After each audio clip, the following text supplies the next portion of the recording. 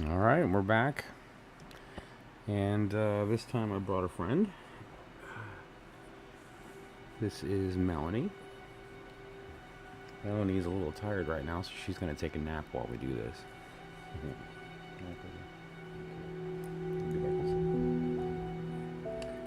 So, I just had a great stream.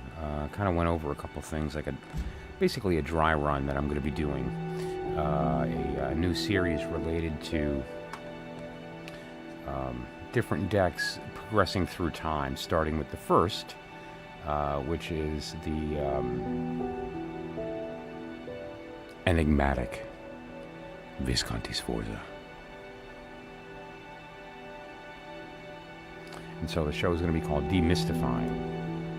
And then each week we'll have a different deck, in this case the Visconti Sforza. And so, check that out. And remember that it was a dry run. It was not really a complete video. It was an idea. I had to kind of get the marbles out live and go through some of the facts, go through some of the sort of misconceptions, and then, ultimately kind of put it in a cohesive place in my head so that when it is time to produce the video, it's polished. So that said, you should check it out. It's really great. The deck itself is really, really special. It is, ultimately the prototype that all the decks that we're using nowadays, even the non Rider-Waite Smith clone, still uses a system very similar with the 22 trumps, the 78 total cards, the 56 small cards, and a lot of those other correspondences. So, that said, I haven't used the deck yet for a reading, and I thought that maybe I would do something special tonight, depending upon how the chat goes and if the stream is going to be healthy and cooperate with me.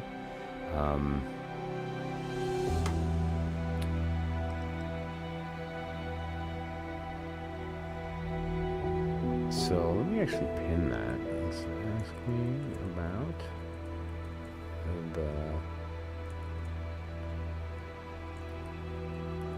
ancient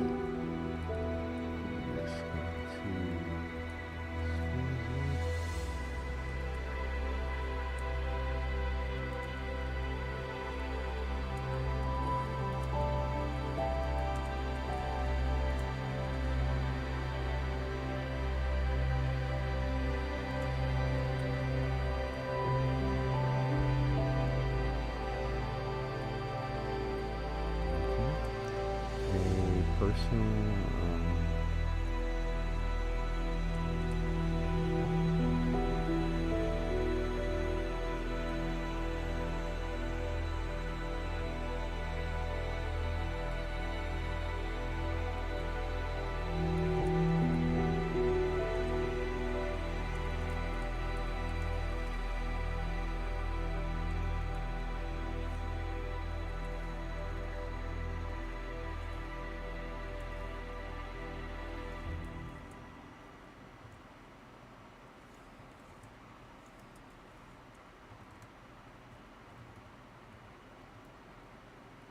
Okay.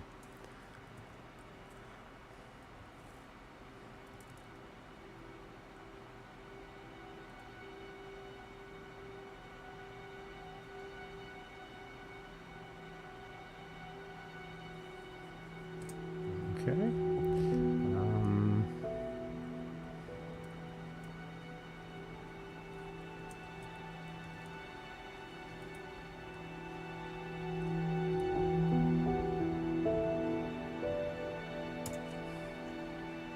Let me just pin this and then I'll be ready to go. Okay.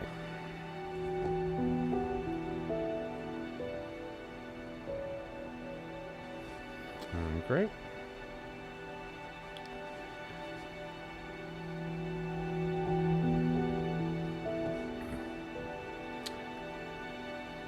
Okay, great. And so yeah, that was a lot of fun. You know, there's so much to this system. There's so much to the language that it's not always easy how to see how it all came together and how it evolved into this thing that it's become. And so it was a lot of fun going through that process and researching some of the specifics, and it opened up some doors too that are going to be interesting as far as a couple of unknowns that we're trying to fill the blanks in. So we'll have to get an idea of how it comes together, and you know, moving forward, what would be appropriate next. And of course, I'm always open to feedback with respect to that. I'm planning on the next deck being the Solabusca, which is the first real example of a deck that has scenic pip cards, or you know, scenic small cards, and that's a very special deck as well from a couple of circumstances. So as we wait for the room to fill up, let me take a look at what's going on here in the chat. Essence Crystals, hello, hi, welcome for, thanks for coming, thanks for popping in. Sure, you can just ask a quick question. I'm kind of, let me see, not sure which deck I want to start with tonight. Actually, I think I'm going to start with the Oracle of the Radiant Sun.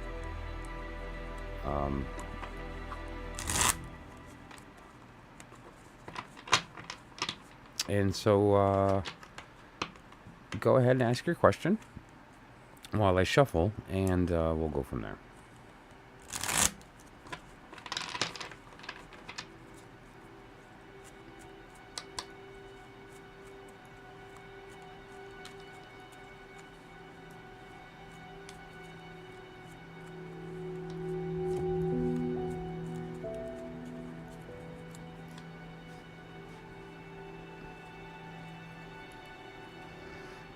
Excuse me.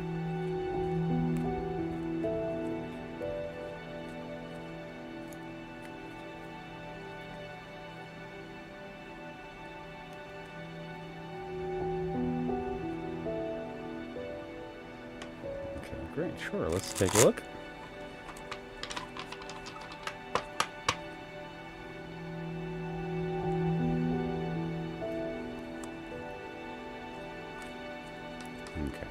So basically, the deck that I'm looking at here, this is a, it's an astrologically based oracle. It's called Oracle of the Radiant Sun. And if you're familiar with astrology, each card is associated essentially with a planet and a sign, and is a very, very good vocabulary for certain types of readings. And I think actually this turned out to be a good question for this type of deck. So what I'm going to do is I'm going to take two cards, one representing you, one representing him, and then in between that I'm going to have the card that is going to represent the bridge of what is sort of between you right now, or like kind of what is the energy? Is it attractive? Is it repulsive? Is it positive? Is it negative? And so forth. And then we can kind of look at that a little further once we get those out. So that's kind of how the layout is gonna flow, and it sort of winds up looking like a pyramid by the time we're done, which is kind of neat. So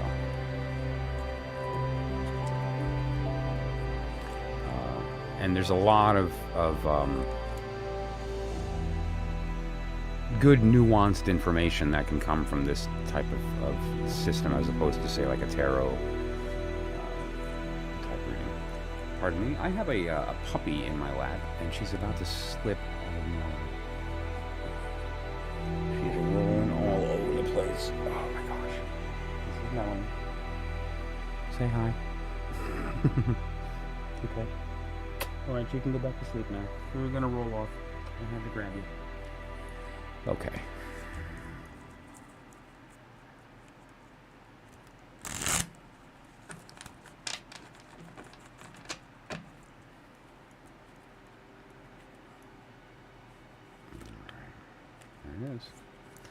Okay, so we'll start here. This is the Oracle of the Radiant Sun, or the Oracle of the Radiant Sun. It's on the bottom there, Astrop and Smith. This is just the list of decks that I grabbed to do readings tonight. Oracle of the Radiant Sun is the one oracle of this group that I have, that I kind of picked tonight. Okay, let's see my desk here. Okay, so this is going to represent you, and this is going to represent him, and this is going to be the bridge in between. And now, just to be clear, when I say this is going to represent you, I mean that within respect of this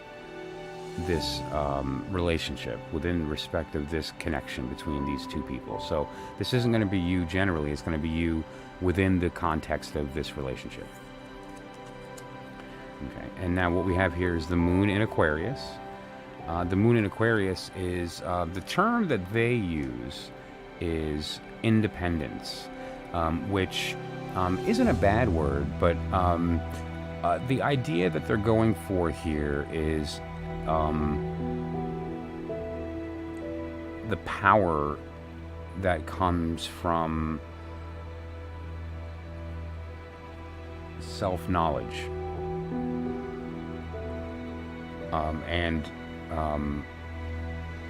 so that's one word that you could use as a general term for that, but this is basically kind of knowing oneself, lends to the ability to not require others to be motivated, or to not require others to be inspired, but you kind of are able to do that on your own, and specifically in this case more on an emotional level. So for instance, you're, with respect to this individual and the connection, there is a sort of a sense of strength from the degree of where you're actually standing. This would represent him, and this is in the same circumstance as before that I talked about, only with him instead of you. This is Mercury in Leo. Drama is kind of a great word. It's drama is the again, within the context of this relationship. Drama in a lot of cases to me refers to there is some type of reason that this person feels the motivation to perform for you.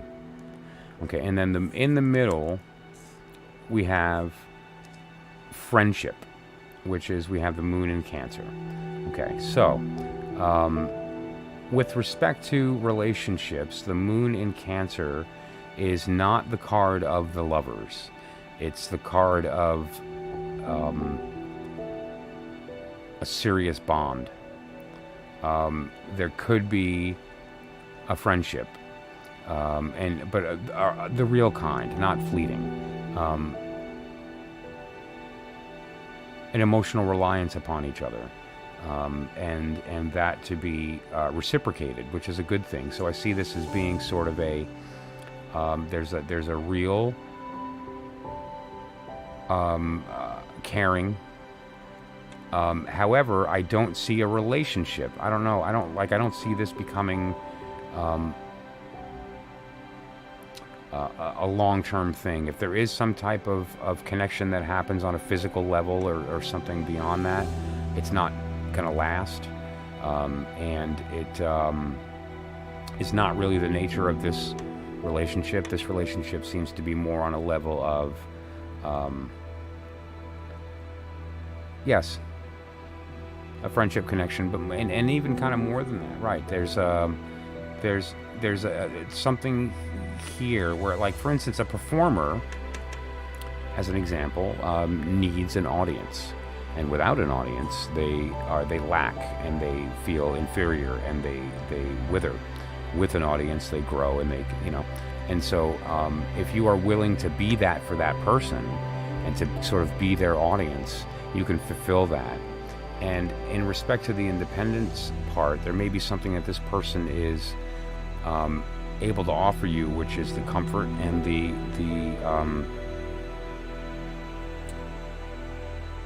tolerance that you get from a friend, without the baggage of the relationship that allows you to stay independent while having that level of comfort. We're all very lucky when we have somebody in our life that we can be honest with and that knows us and that we can be ourselves with unapologetically, and that's a very important thing, I think. And if you have that, you're lucky. And so there's an opportunity here for that. And so I just want to drop 2 more cards just to kind of expand a little bit on what we've come out with here. And the first thing I want to kind of look at is how does he view you currently? And what is your sort of subconscious motivation here? Like, what do you really want? What does he really want? And then we can kind of take a look at that as well. So I'm going to put that there. Okay. So let's first look at from your perspective. What is your motivation? What is it that you actually are thinking, wanting? Like, what's your ideal? This is the Sun in Capricorn, achievement. So for you, this is almost something more than that too. There's a win possibility. There's a possibility for you to attain. And so whether that means that there's an attraction and you want more, or for you, you feel like that if you don't go to more, that there'll be like a failure.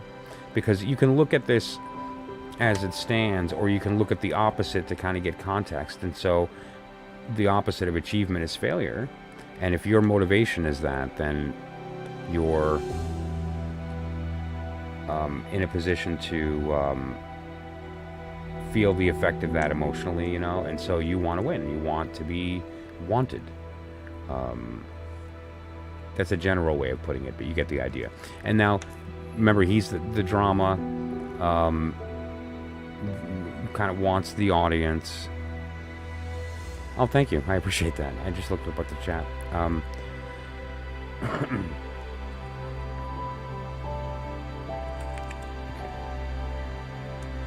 And now, what this was is basically how he sees you right now.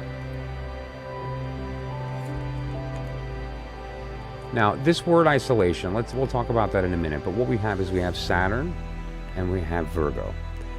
Saturn and Virgo. Isolation isn't so bad, but I think a better word for this, if you look at this, what's happening here, you have this one person being dramatic.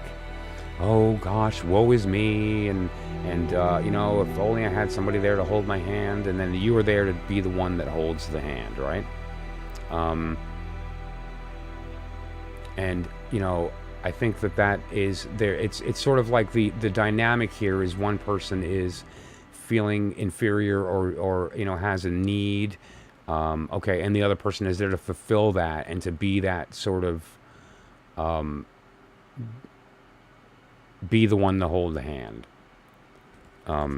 There's also at times there can be some type of potentially even either like a more serious or maybe even a mental illness or a condition or an experience, some type of maybe traumatic experience that led to the mindset that built the independence that leads to the isolation. Like isolation in a lot of cases. Nutan, good to see you. That leads to isolation as a choice. A lot of times isolation is a decision that we make to sort of push people away in how we're acting, or do we allow ourselves to be accessible? And you have to kind of think about that. If you see somebody pulling away, give them that space. But if you see that there's actually behavior that's asking for help, then you have to kind of go that route, which is sort of a different kind of idea. the opposite of what you might think. But that said, though, you know, basically I see there's an opportunity here for there to be a lot of give and take that's in a positive way, and it's not really one-sided. I feel like that you're both going to benefit. But I would sort of warn against maybe the urge, which it's common perhaps when a man and a woman become friendly, that you assume it should go to a certain place, and that's not always the case. And in some cases, it's best to let it be something greater for a longer period of time than something not for a short period. So I hope that helped.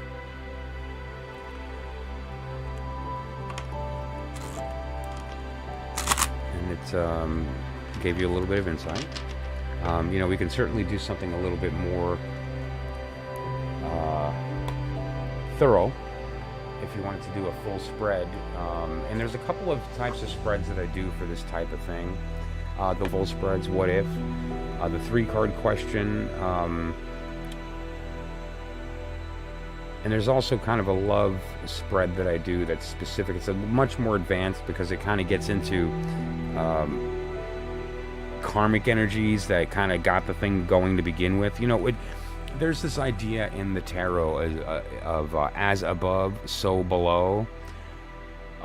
Everything happens there first before it manifests in 3D in our reality. And so when you're looking at a circumstance or a connection with people or some event that you want to kind of take a look at karmically, energetically, you have to look at it from a different perspective, a higher level than the day-to-day minutia of the human experience. It's greater than that, and so it requires a different look.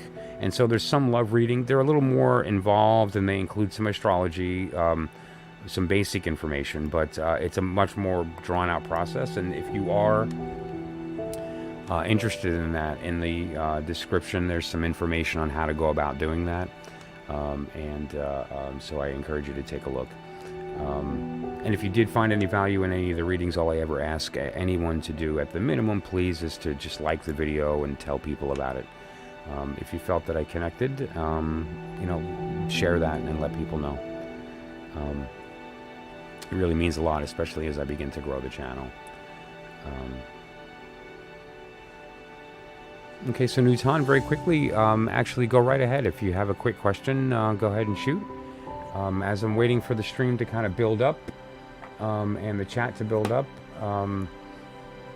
just kind of, you know, chatting and talking about a couple of things that I was speaking with tonight. There's a few subjects actually that I want to talk about tonight once the stream builds up a little bit.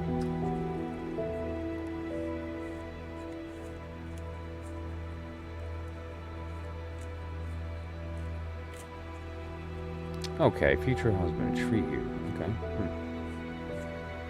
Let's take a look.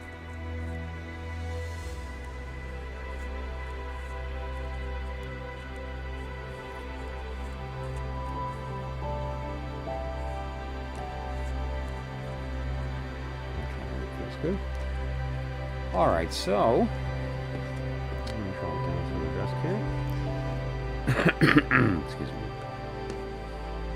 Okay, this is for Newton.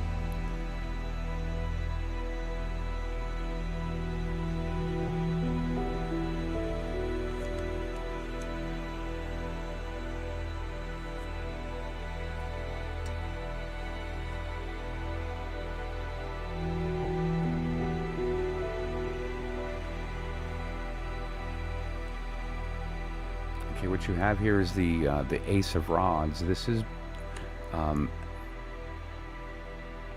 at its first and at its core the element of fire. It is the root chakra, and so when you're talking about a person or a relationship, or if you're talking about like in your case a future husband, this is somebody of an intense energy that you probably will be attracted to.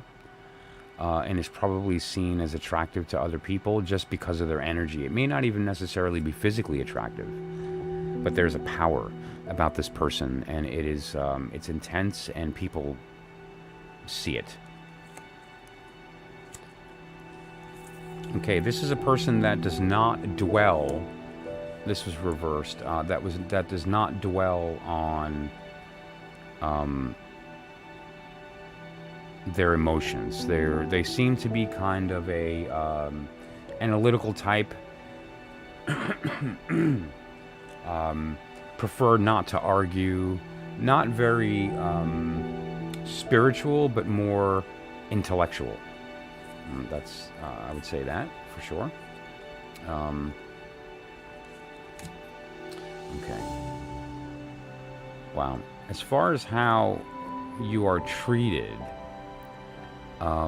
there seems to be a little bit of, and now this, it's important to state that the future is not written. But what I do see here, and it may be part of, I'm just going to turn this back over for the sake of the visual, but just recall these two are reversed. It seems like this person has an indifference to injury, meaning that there may be times that they may say something hurtful to you, and it may not dawn on them unless you bring it up. And if you don't, it may not even be recognized that he caused you pain, or that said something upsetting, or something along those lines. And so consider the importance of communication when it comes to something like that. And I want to look at these two a little further, these two that came up reversed.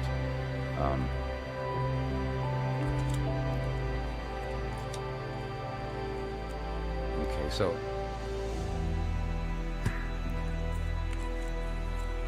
now what we have here is interesting. This first card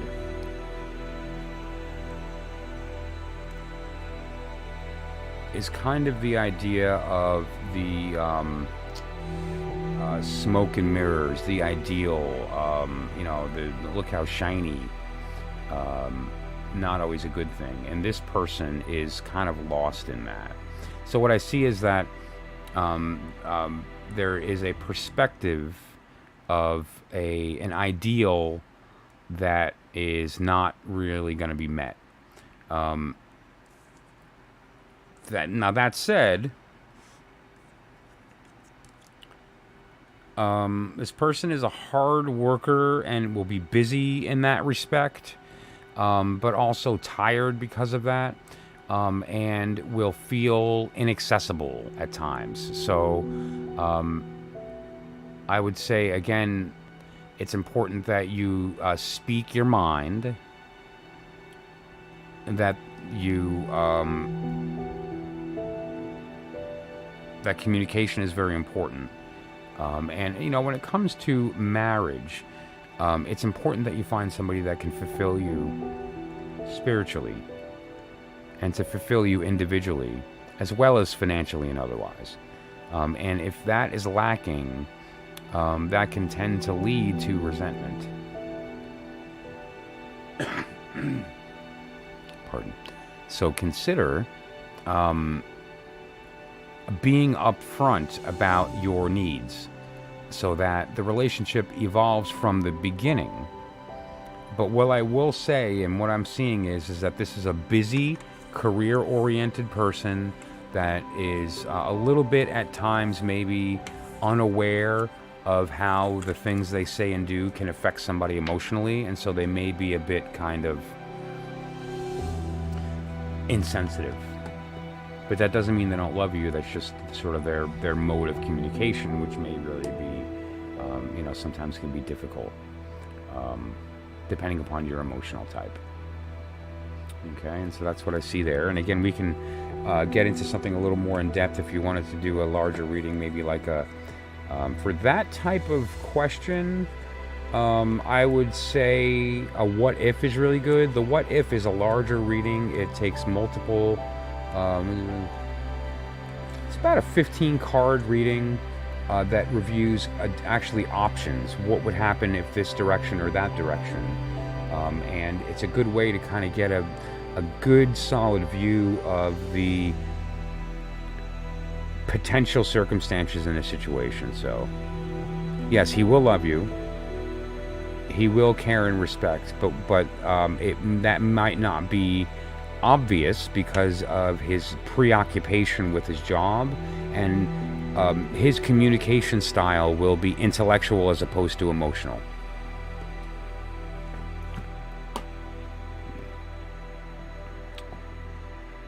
Okay, I hope that helped. And thank you again for popping in. I appreciate it. Yeah, control. Not dominant, but controlling. Yes. And let me rephrase that. Not controlling, but picky. Wants it a certain way. And is not afraid to state that. Like, not afraid to be honest about, this is the way I like things, and I do it this way for a reason, and it's important that you honor that, right? That's his personality, and it's important, therefore, for you to say, no problem, I'm happy to do it the way that you want to do it, as long as you understand that there's things that I want done my way also, and there be that balance, and always try to keep that balance. And as long as you do that,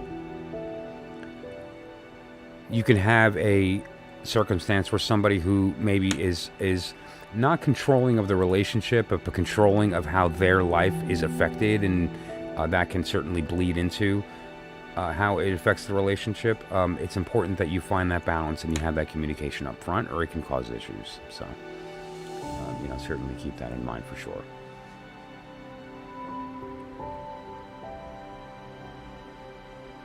And so for those joining the stream after the beginning here, I did an interesting live stream a couple of hours ago related to a specific tarot deck called the Visconti Sforza, the enigmatic Visconti Sforza.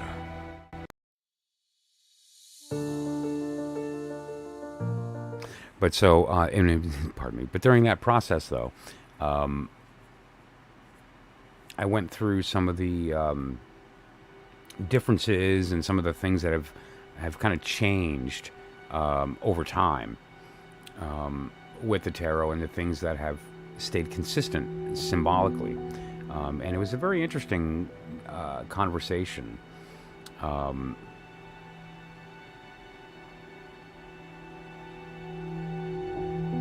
Oh, no problem. You're welcome.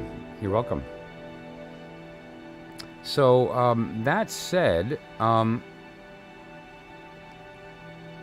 if you consider that a majority of the decks that we use nowadays, unbeknownst maybe to the people that are using them, are based on the Golden Dawn system of magic around the turn of the century, with the, in fact, I guess I'll get it out now and start shuffling the Rider-Waite deck, the one we're all familiar with, the one we're all used to. And that symbolism is Hermetic, Kabbalistic, Gnostic, Catholic. There's a mishmash of symbolism. But the Golden Dawn was founded on a very specific story. They claim that there is this these cipher documents that were secretly hidden, that were found by the right people, that were decoded, and once decoded, it provided information on the basically the Kabbalistic correspondences related to the tarot cards, and how it was actually a pictorial representation of the Kabbalistic tree of life, right? And so from that, the organization was formed in the late 1880s and so on, and it developed from there. And Arthur Waite, who was a member of that organization, partnering with Pamela Coleman Smith, created the familiar Rider-Waite Smith tarot deck. And the symbolism is very much related to the Hermetic, Kabbalistic,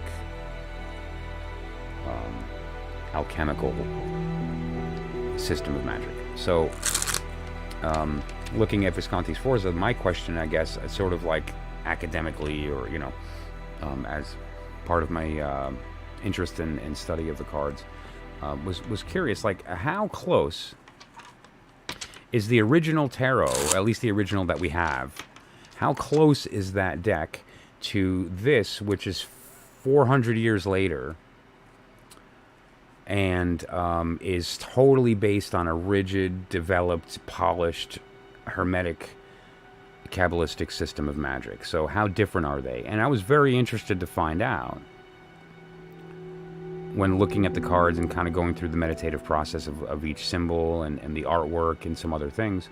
It became more and more obvious that clearly the person who created the Visconti Sforza back in the 1450s had a very intimate knowledge of the Kabbalistic and the Hermetic system of magic. And that obviously was much more ingrained into the system of tarot earlier than we ever thought. A lot of people are under the impression that this didn't take place until the late 18 or early 1900s. Some people claim that it didn't occur, although earlier than that, until the 1700s. We have obvious evidence when you look at it. Anyone who's had experience with the Golden Dawn system of symbolism, as i.e. the Rider-Waite, the Crowley-Thoth, and various other decks that were offshoots of that, will see these symbols in the Visconti Sforza deck. And so let's pull out a couple of examples here. Like here's an example of the Empress. Let's look at the Hierophant, right? And so, it's clear that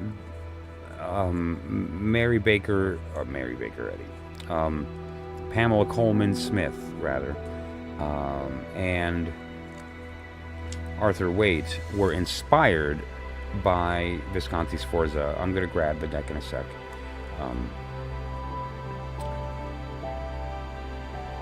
And you can, here's Judgment. Let's look at these. Here's just a couple just to get an idea. And you know what? Let me just grab one of the more, that's a good one. One of the more obvious tarot symbols, which would be the Magician.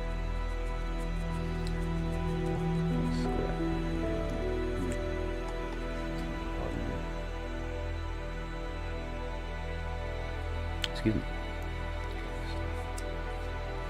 So right there, let's put the Magician on top. Okay, and then Judgment. The World. Okay.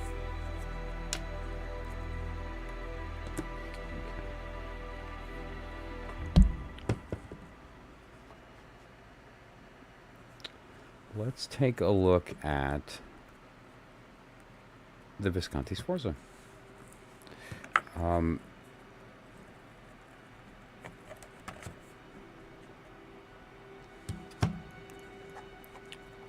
This particular deck, obviously it's a replica. It's not the original. There's 3 left that are in any remote condition. There's only 15 left known, and only 3 that are in any level of condition that you can actually be seen and perhaps utilized. And so, NC, hi, hello. Sure, absolutely. I'm actually just showing something really quickly here, and then as soon as I finish that, I'd be happy to answer a question for you, no problem. So this is the Visconti Sforza. This is the first tarot deck that was put in card form, hand-painted, back in the 1450s for a very wealthy family. So for instance, let's take a look at the Magician card and see how the symbolism has changed and what remains the same.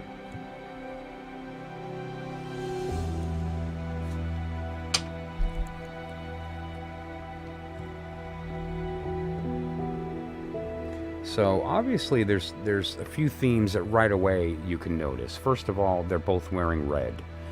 Secondly, there's the table with the tools. The tools perhaps are a bit different. These are the more refined, iconic tarot symbols of that particular cup and that particular pentacle and that sword, and it's the Pamela Coleman Smith artwork,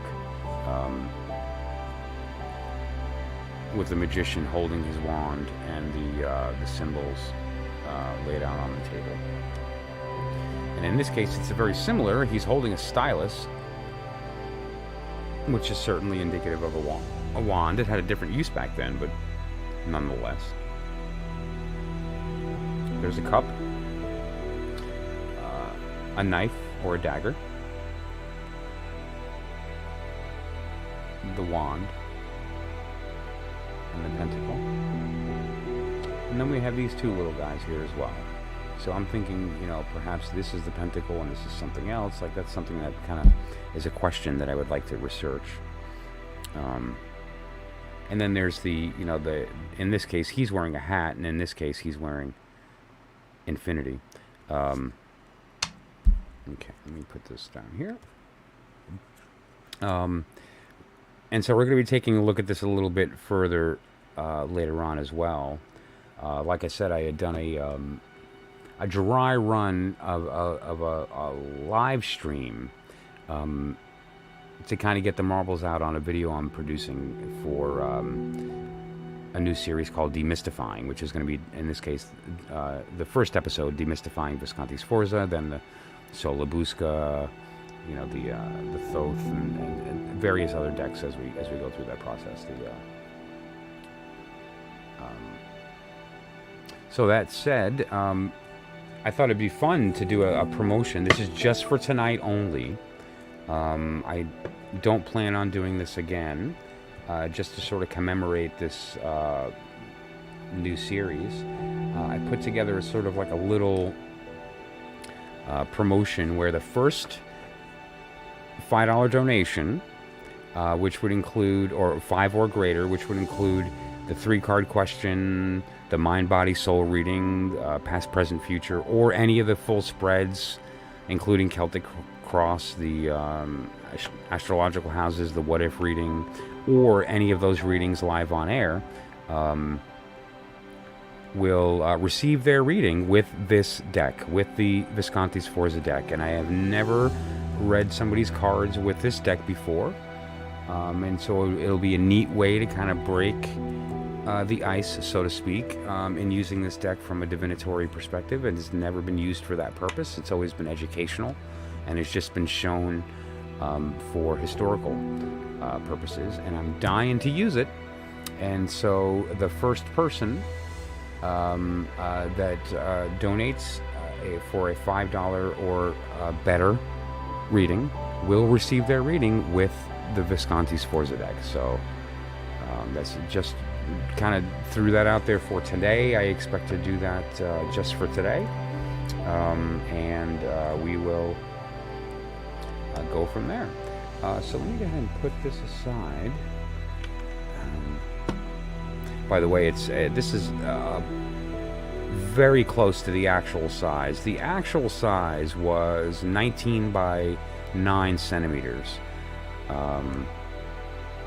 This is 17 by 9 centimeters. So this is the same dimension. This is just a tiny bit shorter than the original, but this is the basic. This is basically the size of the original deck from the 1450s. That is the prototype of the tarot that we use today. Okay, so let me go back here. NC, what can we do for you today? What is it you'd like to know?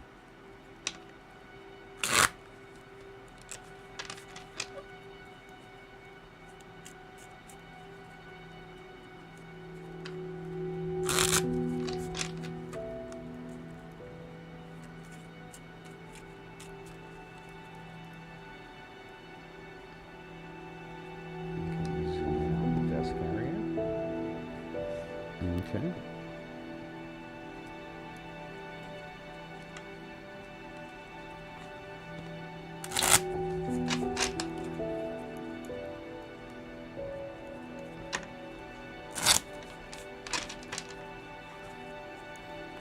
Alrighty.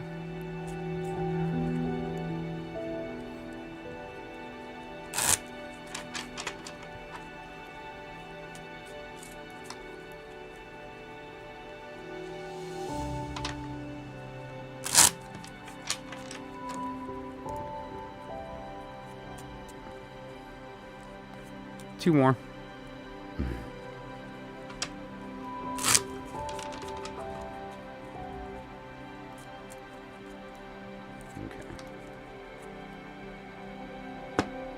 Alrighty, let's see what we can see here.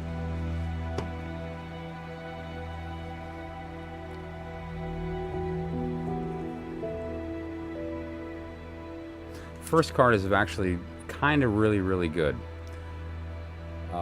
when you're asking about relationships and love.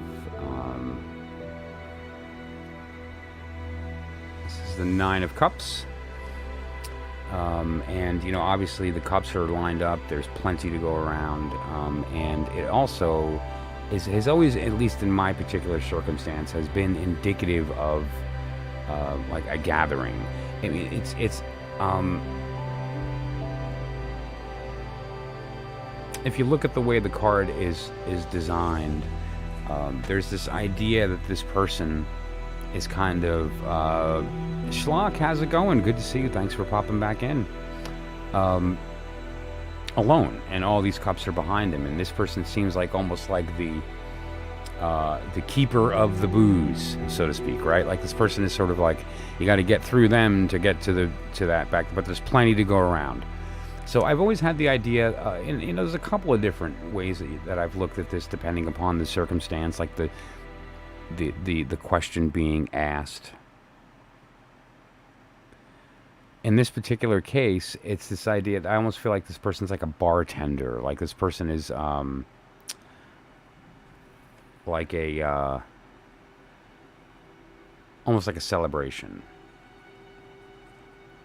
which is not a bad thing either. And now, okay, this is an interesting couple of cards to come up. This is what's underneath this situation. What is the foundation of it? What is this standing on? And we have the World and the Devil.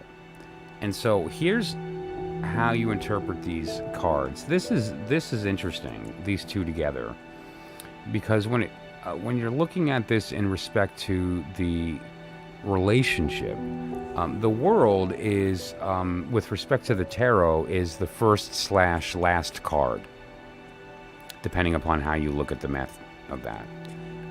But it also means the completion, the pinnacle, the absolute. I mean, there's so much symbolic, heavier, esoteric meaning, but that's generally with respect to what I'm speaking about here. That's what I get here. And now the Devil, in this particular circumstance, this really refers in a lot of cases to overindulgence. Doing what we know is bad for us, but doing it anyway. Addiction, compulsion, like compulsive behavior. And so what I see here basically is that there is this idea of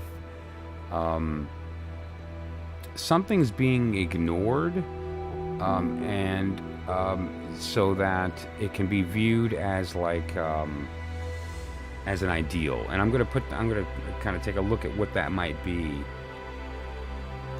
right now.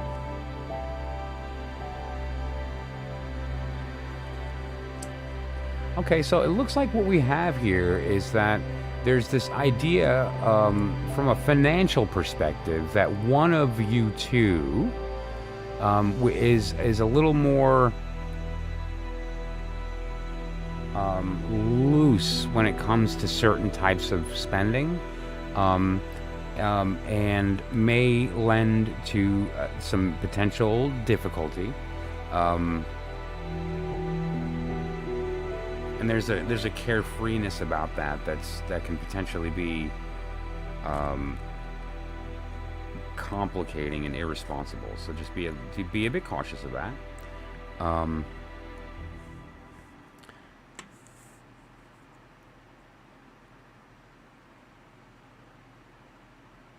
And so, you know, and there may even be like there's like a level of, all right, let me just before I, okay, yeah, all right, I'm gonna that just reiterated what I was saying. There seems to be like an indecision here, like it's a there's some type of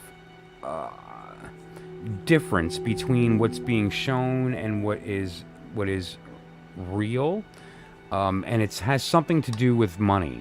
It's financial in nature. It's and there's some I kind of hate bad news or I hate negative stuff, but it is what it is, and I'm just going to tell you what I see. I'm not going to sugarcoat. That's just silly and pointless and useless.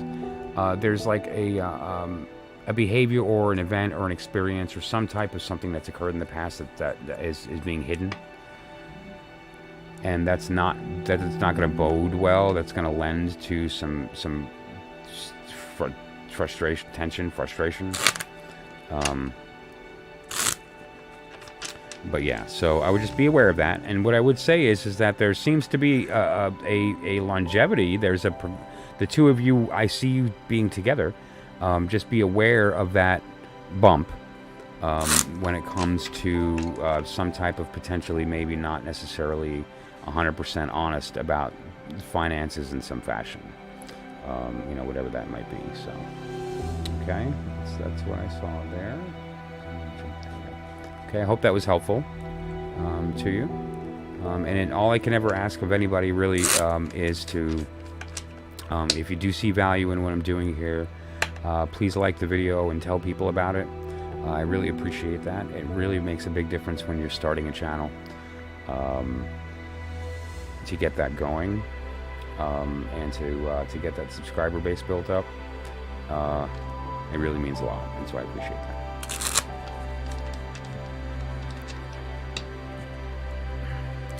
So as the room is building up,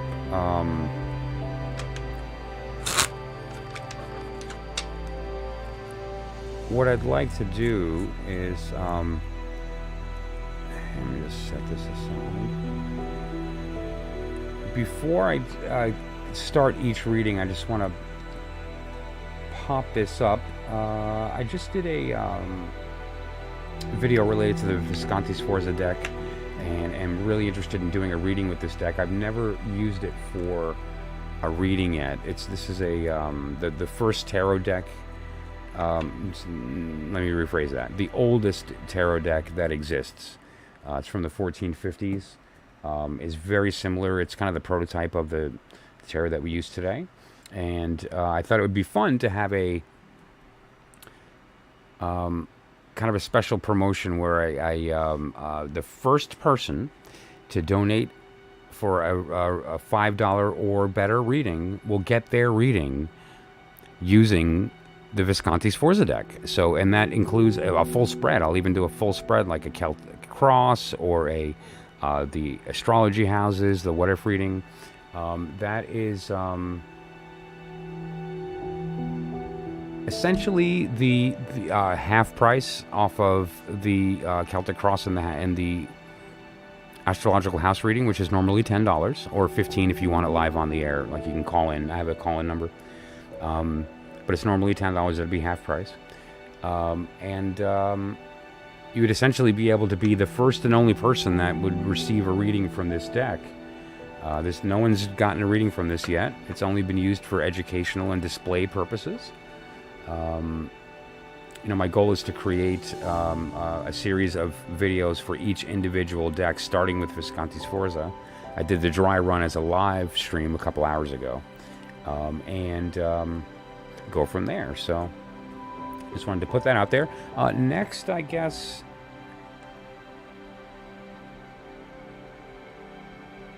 Schlock, right? I guess you were next, yes. And Alyssa, sure, I'll throw you on a list. Let me do this, actually.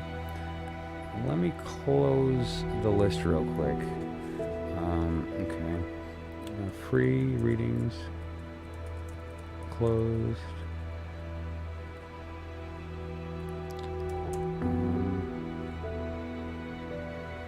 Okay. Let me just pin that. Pardon me.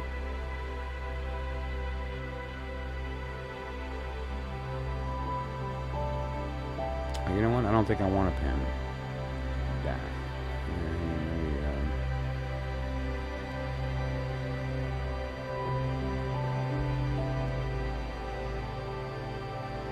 Oops. Sorry. Okay. Alrighty. And so the list is going to be... and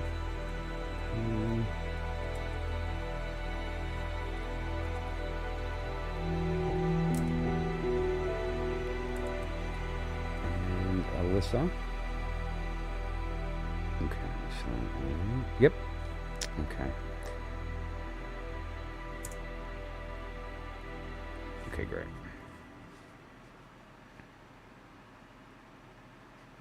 Okay, let me jump back over here.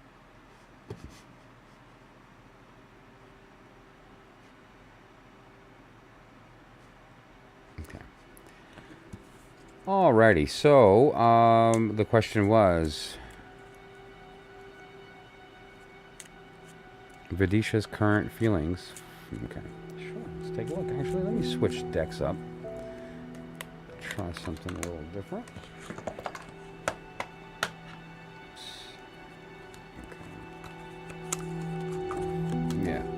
I don't know why. Most of my decks are loose in boxes, but for some reason, for the mini, I just keep the box to keep it together.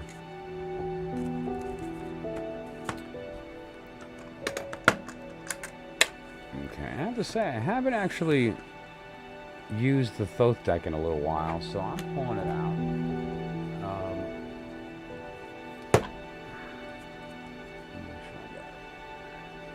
Yep.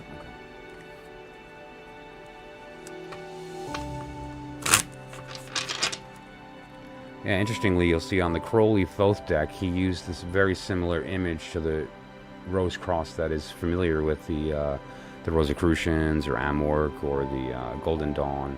This is really the Rosicrucian version, though. They kind of got that right. But, you know, this is Crowley kind of borrowed the symbol for his, for the back of the Crowley-Harris Thoth deck. Okay, so we're looking at Alyssa. You donated for the Visconti deck. Really? How do you like that? Awesome. Great. What a great way to break the ice. Okay, we have Vidisha, current feelings. Okay. Let me zoom in on the table here. There we go.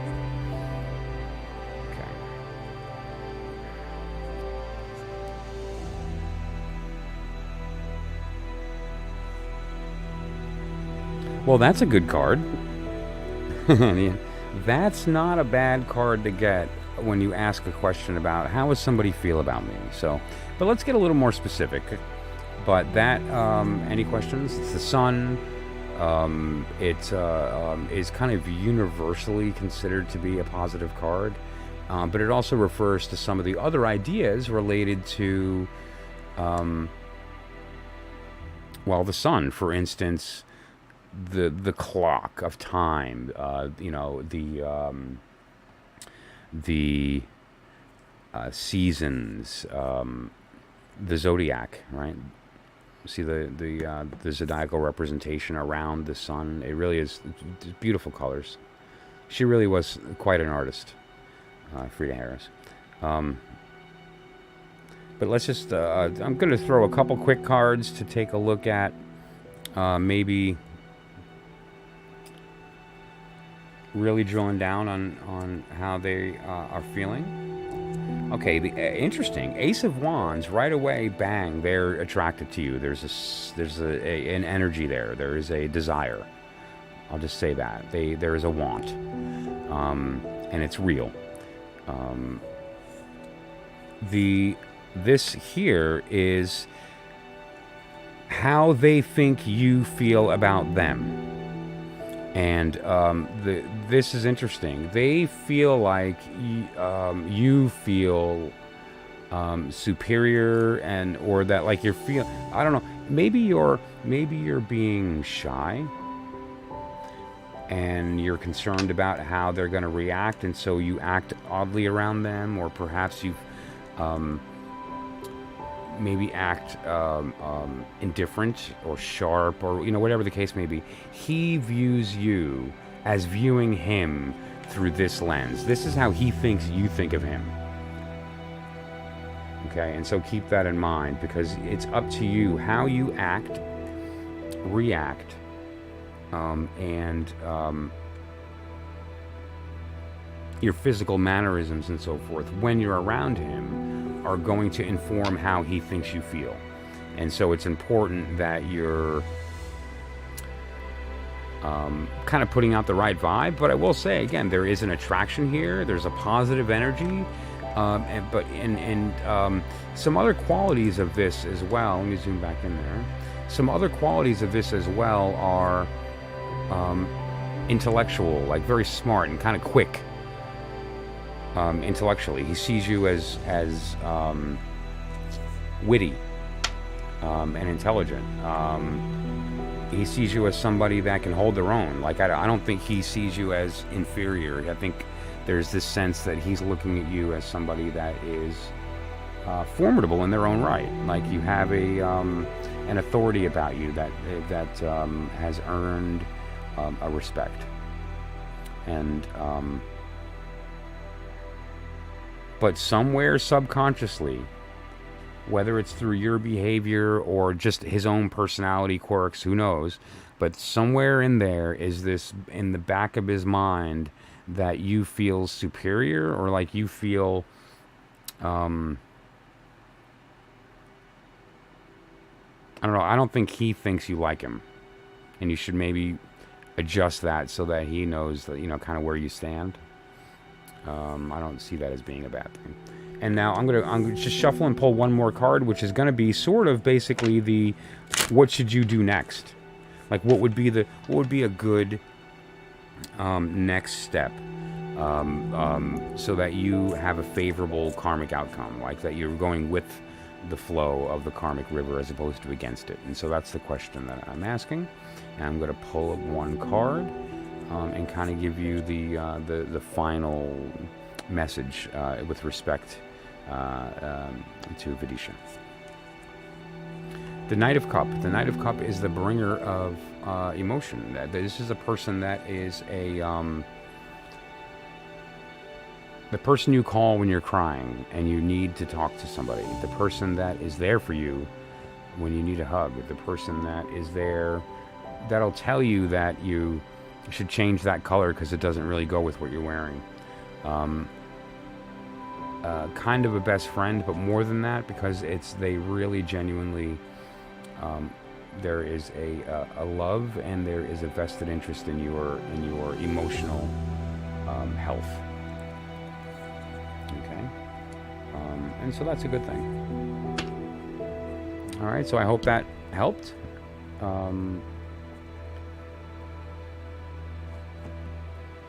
Okay. Alrighty, so we have let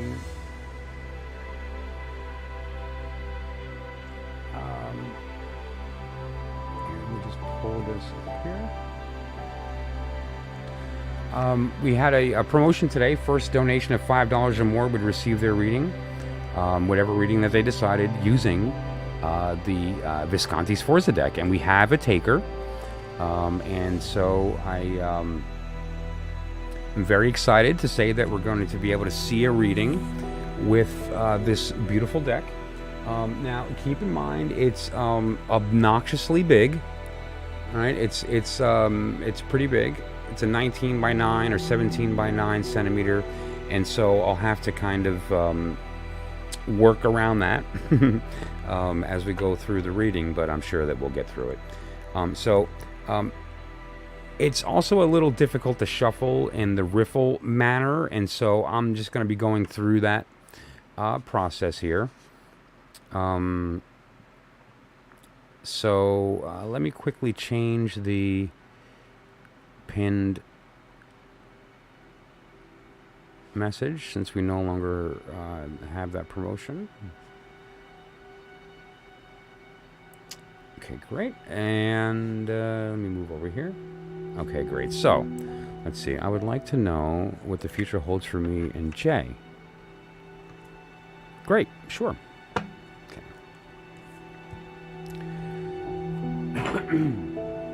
Okay, so let me just shuffle in the meantime, and keep in your mind, Jay. But try, and I know this is difficult, to not kind of project expectation. Try not to project, ooh, this is what I want, and rather put out just basically you and them in your mind, sort of as the individual, and not with any particular activity or anything else in mind. And let me ask you in the meantime, then, while I'm shuffling, which let's jump to that page here. Which reading you would like?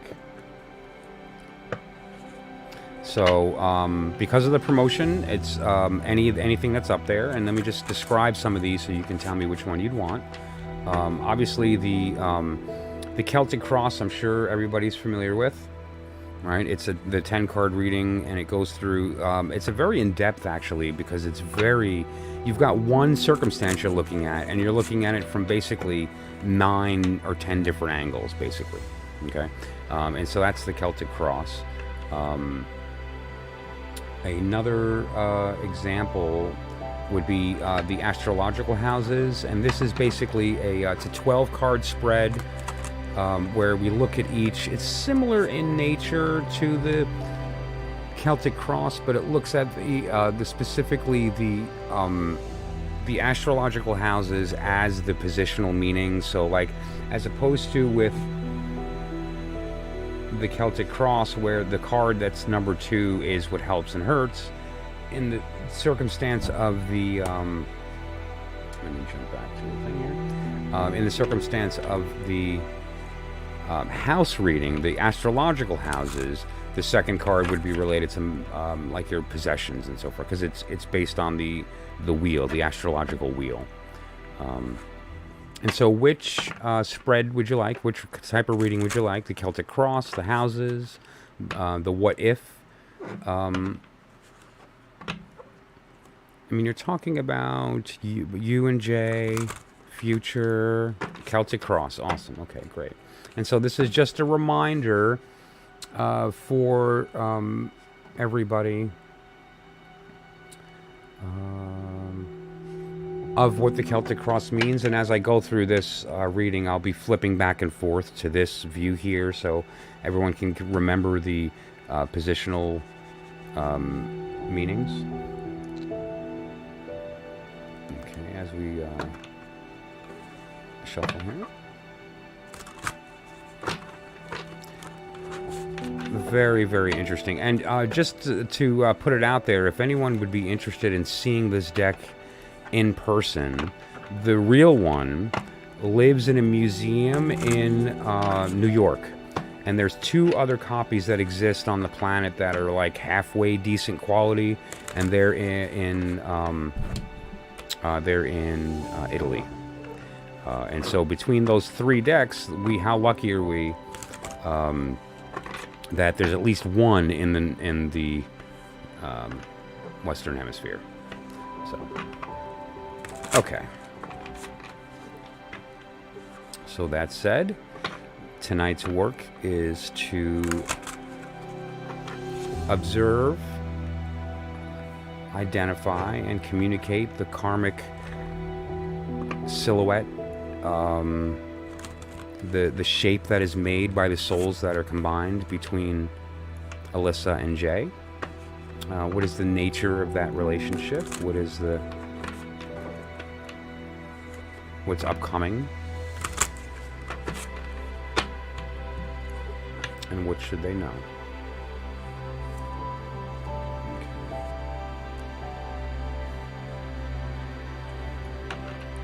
I feel good about that. Okay, I'm going to switch down now to the dusk. And we'll begin.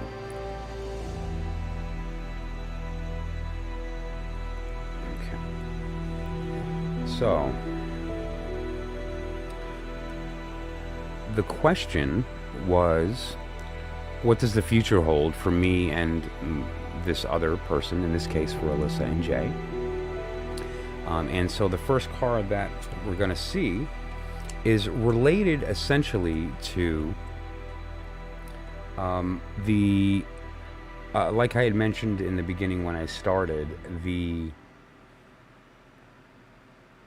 silhouette, the shape. If you were to look at the overall shape of this energy between these two people,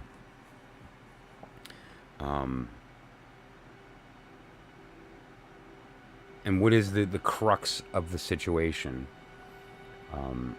The first card up is the situational card. Let me jump back to the Celtic. There you go, for the Celtic cross. Okay, so that's going to be here. And the second one that's going to go across it is what's helping or hurting that situation. Okay, and now the first card that came up is the Five of Wands. And now the Five of Wands actually it's not really necessarily the best energy.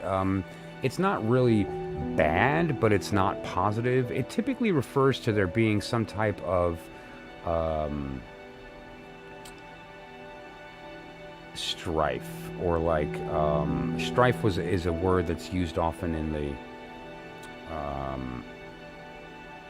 Hermetic system for the Five of Wands, because it's sort of like this blockage, almost like if you can imagine five things kind of in the way. But that's okay, because there is a reprieve. Essentially, the fives are often looked at as negative, but it turns out what they're referring to is the end of the negativity. So there was some type of blockage, and this next card is going to give us some insight into that. And because of or through two of you, that was or can be alleviated. Okay, that's interesting too. Wow. Okay. We have the Six of Wands, which is the thing that is helping the circumstance. And, here we have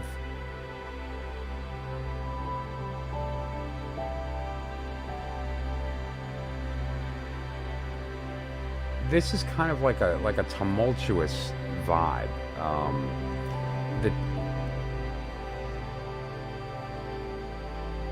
I'm wondering what's in the way, and we're going to actually get there in just a moment. Let me zoom out one more. There we go. And there's something that I'd like to do, if you don't mind, Alyssa. And if you say that go with it, I'll go with it. I think I want to shuffle the deck a little bit better. I mean, there of course are opportunities and possibilities that mathematically this would happen. And for it to happen the first time a deck is used to do a reading for somebody is just telling me I didn't shuffle well enough. And so what I'd like to do is use a different technique where I shuffle for each card. And I would like to restart the reading, if that's okay. Essentially, I'm going to keep the first card that came out. I'm going to shuffle the deck again for each individual card. If you are okay with that, then let me know. And if not, then I'll keep it the way it is and we'll go from there. You tell me. Great. Okay. Yeah, again, I feel like, listen, if I felt like it was where it needs to be, don't touch it, I would say that and I would do it. But in this case, I do feel like that this is brand new deck syndrome. And I don't get to riffle shuffle it the same way I can other decks, and so it's a little hard to get mixed up. But we're going to make sure that we're nice and random here.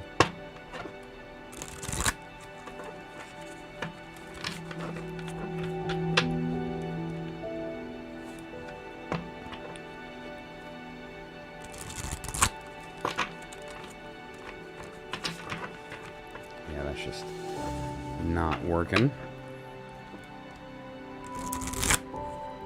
That was a little better.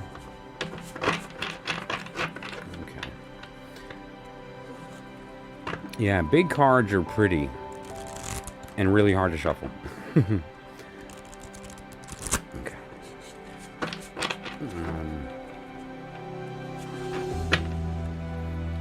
You give this one more and then a cut and then a couple more. And then I'll feel better about the whole circumstance here, so I appreciate that. Let me just jump up here real quick. And in the meantime, for anyone who's joined the stream here, I'm doing a Celtic cross, a traditional Celtic cross reading. However, I'm going to be using a very, very special deck, the Visconti Sforza, which is essentially the first tarot in its state that we're familiar with ever, from the 1450s. I actually did a live stream a couple of hours ago talking about a lot of the historical information related to the deck, and I encourage you, if you'd like and you're interested in that kind of thing, to give that a look. Okay. Alright, I'm feeling like two more and then we should be okay here. Great. And one more.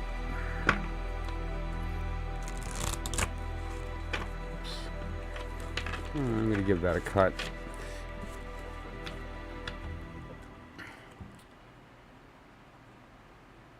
Okay.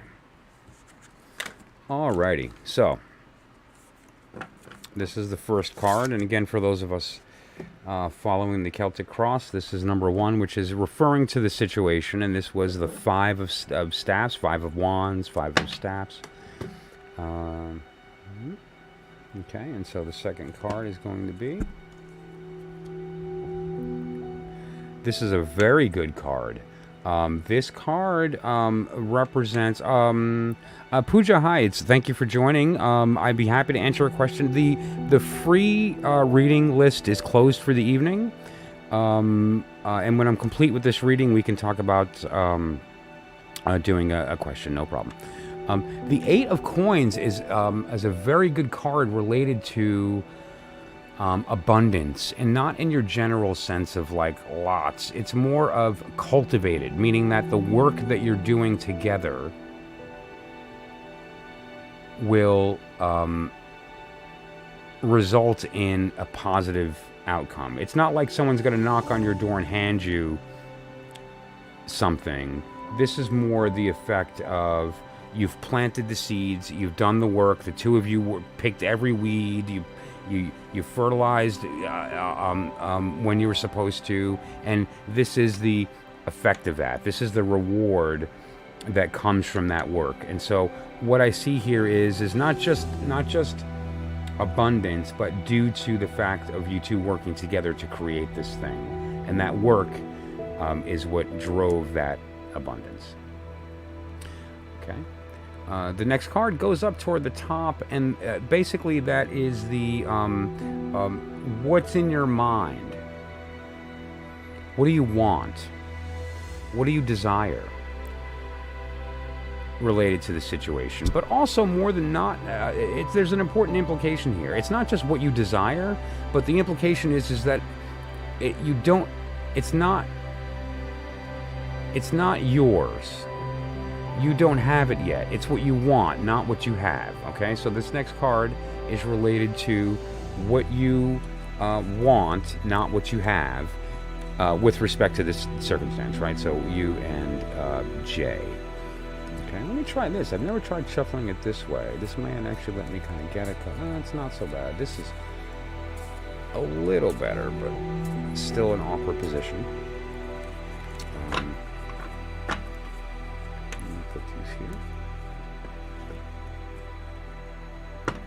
Let's kind of go back to that corner riffle. That seemed like I was having a decent success with that.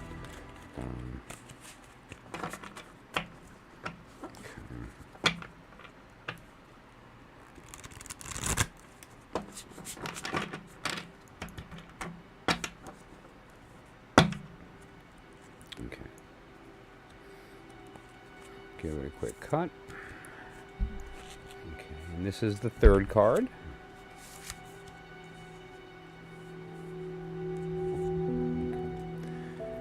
and that represents the Knight of Coins, or the Knight of Pentacle. The Knight of Pentacle, let's see, what's a better view? That's not bad. Yeah. Okay. The Knight of Pentacle, with respect to the ideal or your desire, the Knight of Pentacle is a entrepreneur, a driven go-getter, the person with ideas that like wants to see them manifest. Another example of this type of person or personality is somebody who is like a maker, good with their hands, build stuff. You know, the material side of that. What that means with respect to the placement, because again, let's look at the position here of number 3. It's important that you look at the context of that position. And what we're talking about here is what you want, but think you don't have, or what you want and desire, but for whatever reason you don't. So it's either you think you don't or you don't. But in this particular case, what you have is somebody that is or the two of you, what you want is to go out and make something. Maybe that's start a business or do something together in some financial capacity, or like some service-oriented business, or like if the two of you are going to start some type of maybe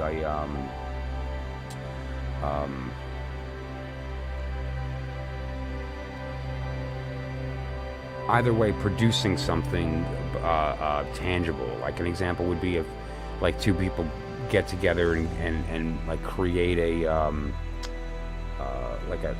YouTube channel, or you know, like that type of thing, all the way up to producing products, like creating a product-driven company. But that's definitely part of this process, and that's what you want. It looks like the drive is to go toward doing that, and making something out of that, creating something lasting, physical. Now, the next card is the opposite of that, which is underneath. I'm going to put it on the bottom. And for those in the room following, this is what you, instead of what you desire or what you think is like the pinnacle, this is the practical. This is what actually is, what you actually have, what you can actually use and do. As opposed to what you want and could, right? So if your goal is to start a company or build things or make stuff or do stuff together in some capacity for money, this card is going to be, what are the things that you actually have to make that happen? Like, what are the things that you actually have in your possession that you could use and act upon? What do you own? What is another way that it was put years ago poetically is, this is what lies beneath you, what is under your feet, what you actually stand on. Okay. Ace of Cups. Okay, so let's just move these up. Yeah, Ace of Cups. Ace of Cups. Where do you begin, right? I mean, it's just this outpouring of emotional energy, and it's just constantly filled, and you can't drink enough because it's always there. It's the idea of water. It's the idea of emotion. It's the idea of the feminine. It's the idea of the receptive. It's the idea of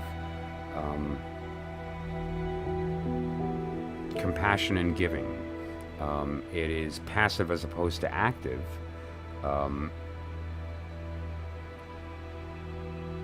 So what it seems like, as far as the two of you, there's definitely an emotional strength, and there is a level of there's a lot of energy.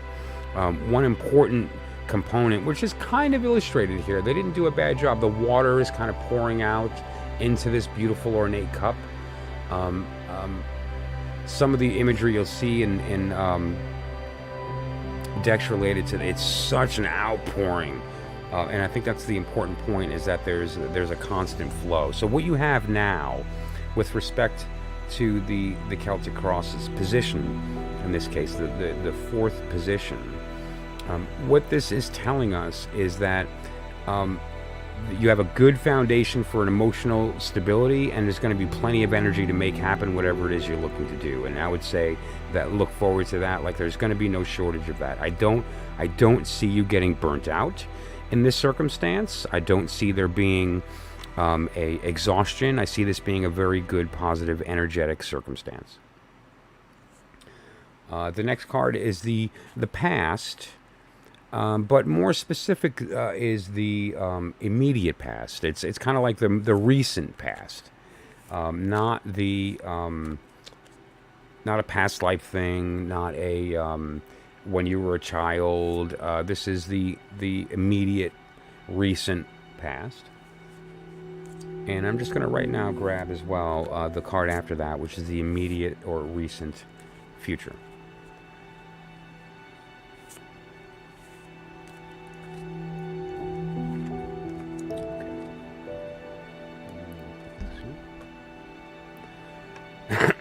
So, immediate past. And for those who are following, that's the 5 and the 6 of the Celtic Cross. Okay. What we have here is, depending upon the deck that you are familiar with, the Page, or in the Thoth system, the Princess of Cups.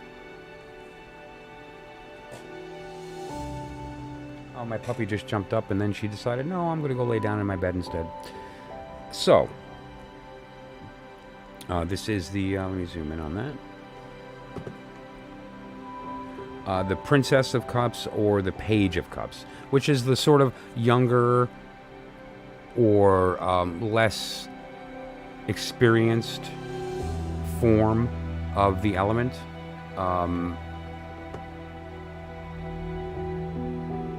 In the Kabbalistic Hermetic system, the princesses or the pages refer to,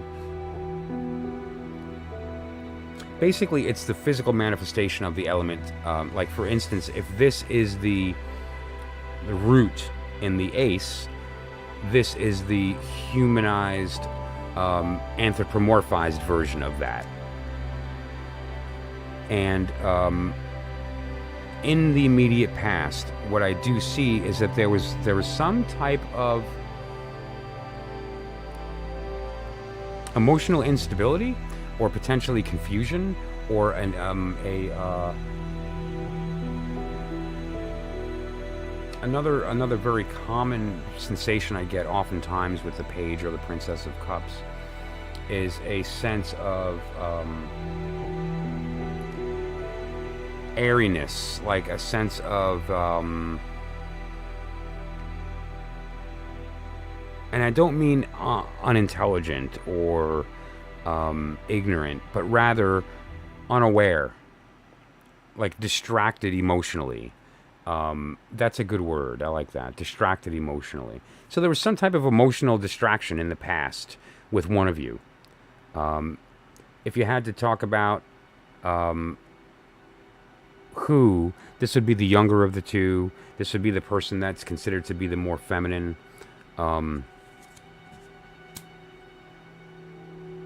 Okay, in this case, we have the King of Pentacle.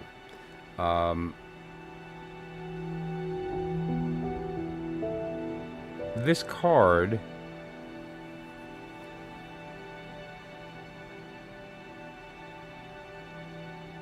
as far as the future is a very good sign.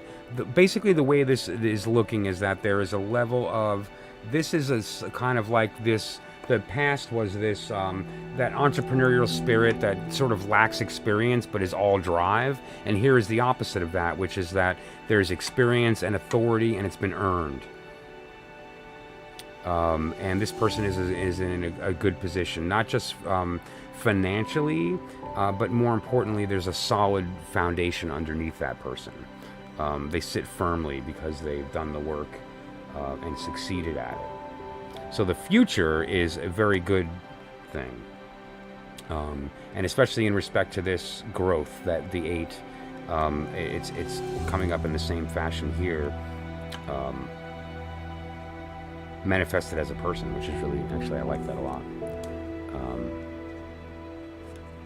Move these over. Okay.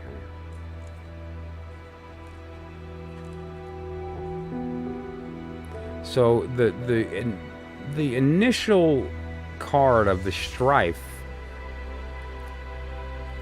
I think, is kind of normal. I get this sensation of starting something, or like going on in a direction with a goal, and there's going to be things in between that make it more difficult than it needs to be, or you know, become obstacles which make us stronger. And so you know, consider that as well. Okay, and so now these are the core of the issue. And let me go back to this here. And these are the cards on the left-hand side, 1 through 6. 7, 8, 9, 10 are going to come from more you. Psychologically, emotionally, where are you? What are you thinking? What are you feeling? As opposed to these other cards, which are like karmically where you stand. This is going to be psychologically and physically where you stand. So let's take a look at that. So I'm just going to kind of move these over. Okay. All right. And then we'll begin with the next 4 cards. And incidentally, Alyssa, are there any questions about anything I'm talking about thus far, before I go any further, that you want me to clarify?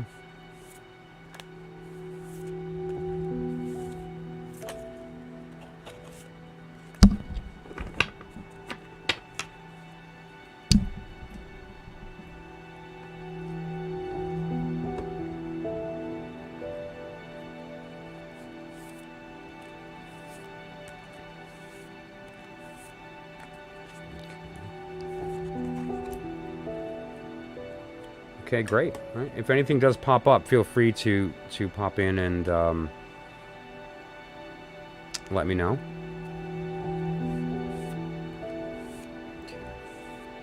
And keep in mind that I typically keep the streams up for a little while, and so if there's something you want to look back on in the video, you'll certainly have the opportunity to do that.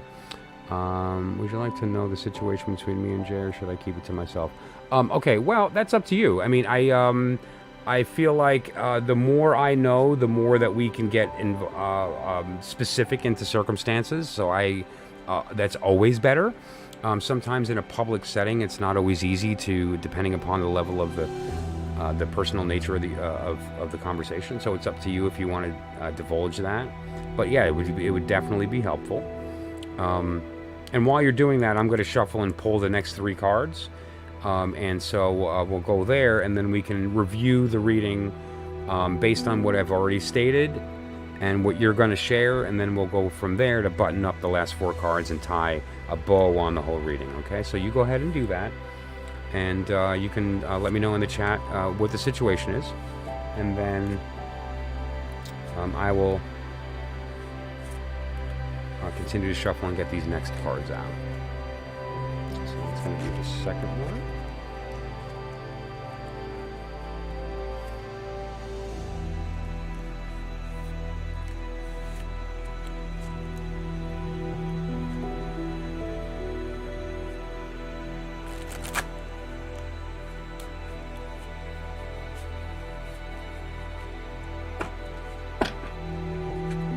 And while she's doing that and I'm shuffling,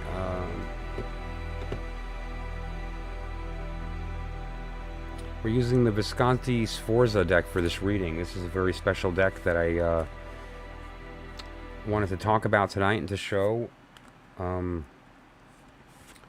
It is the prototype for the current system that we are all familiar with in the tarot. It's from the 1450s.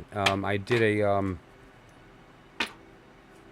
several hours ago a live stream, kind of dry run of speaking about this particular deck and the some of the historical nuggets related to its creation, some of the symbolism, and then some questions about how far back we actually go in the Hermetic system, because it clearly is indicative of the Hermetic system in this the artwork in this deck here. So, okay, so 1, 2, 3, 4. Okay, so let's take a look at the cards that have come out with the information that Alyssa has shared. The first card we have was the 5 of Wands, which is basically the card of, as I had mentioned, the strife, of barrier,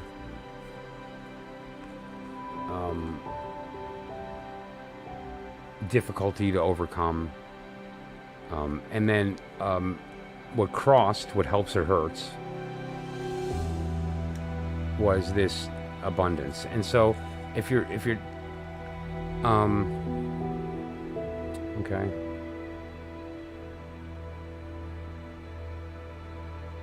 right, okay. Yeah, well, you know, it's funny, the nature of how relationships start compared to how they evolve, you know, you can't write that off. There's one thing we do not control when it comes to love, and that's timing.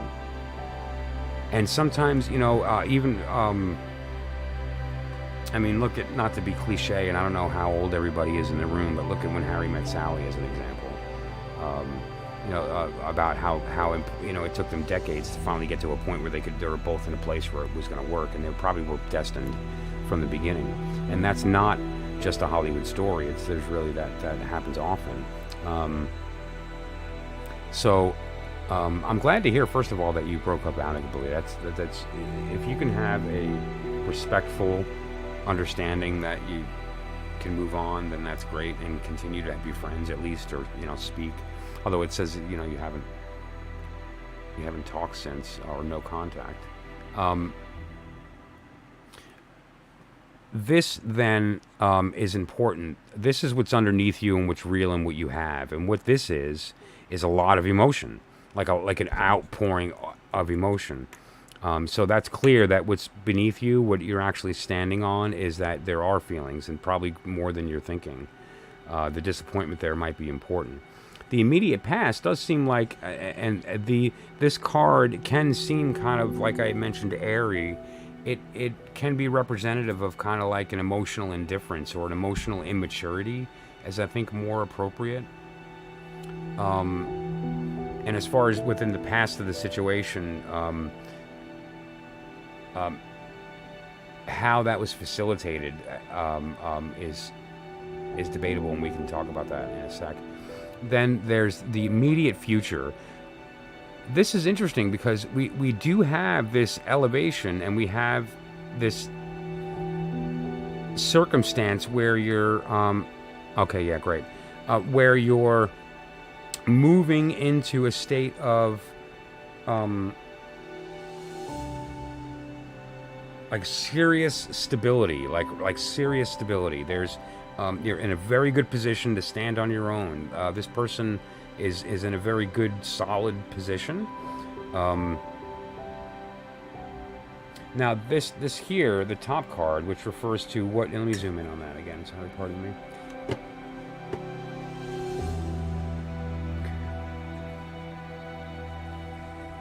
The top of the cross was the Knight of Pentacle. Okay. And the ideal, so when it kind of makes sense, you know, the ideal, the thing that you don't have, the thing that you want, is him. Right? I mean, you want, and there's something to be said too for the fact, especially with the cards that contain horses and riders, coming from the left means coming toward as opposed to away, like, you know, so your desire is for him to come toward. However, the important thing here, this abundance is a biggie. This is like, there's one of two ways to look at this. You can either look at it as hurting because there was an excess of something that broke the relationship up, or it is helping, because it allows you to grow and cultivate. Whereas that might not have been the possibility or an opportunity during the relationship. But in either circumstance, we have this level of security here that is significant. Okay, so let's take a look at these, starting with number 7, which is, this is the story you tell yourself, not the story you tell other people.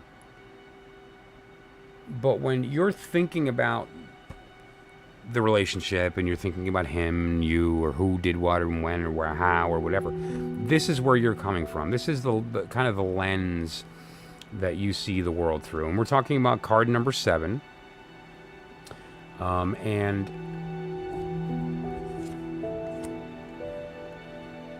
you see this as this is the upgrade from that, basically. What you're looking at and referring to here is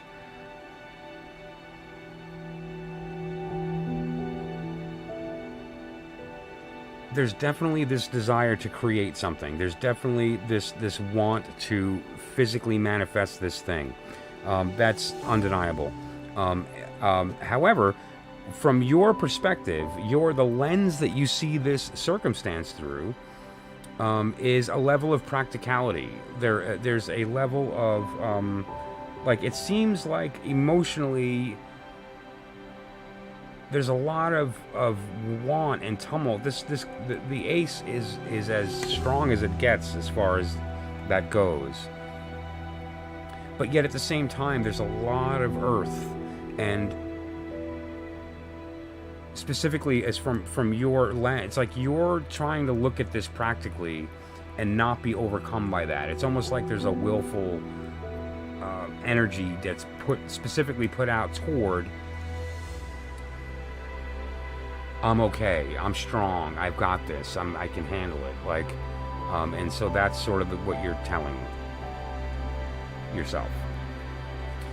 The next card that we're going to put out is number 8. Let me bring that up for everybody. That's the one that's the second from the bottom.